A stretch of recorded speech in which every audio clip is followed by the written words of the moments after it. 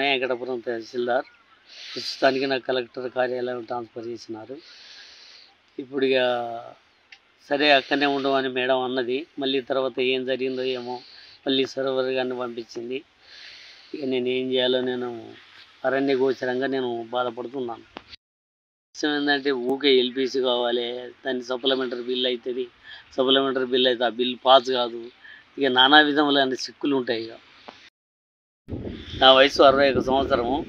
ఇప్పటికి కూడా నన్ను ఇంకా తిప్పుతా అంటే నేను భరించలేని స్థితిలో ఉన్నా. ఇక నా బాధ వర్ణనాతీతంగా ఉన్నది. ఇప్పటికైనా మేడం సాయం చేస్తుందని కోరుకుంటున్నాను.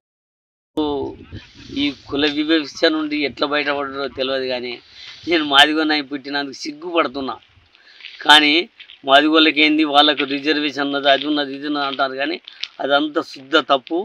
అందులో ఏం లేదు. మాకు వచ్చింది స్వాతంత్రం అని అన్ని సంతోషపడుతున్నాం, కానీ ఆ సంతోషంలో సంతోషమే లేదు.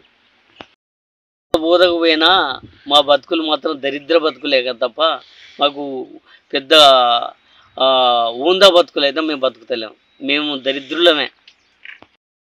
మేడం ఇక నన్ను ఈ 61 సంవత్సరం వృద్ధాప్య దశలో ఉన్న కనుక ఈ 3 నెలలు 14 రోజులు నన్ను అక్కడనే ఉండనిచ్చి, నన్ను అక్కడనే అక్కడ మా బంధువులు కూడా ఉన్నారు కనుక ఇక అక్కడనే ఉంటే కొంచెం మేము బంధువుల ముద్దట కూడా నేను రిటైర్మెంట్ అయినట్టు ఉంటుంది కనుక అలా చేస్తుందని నా మనస్ఫూర్తిగా మేడాన్ని వేడుకుంటున్నాను.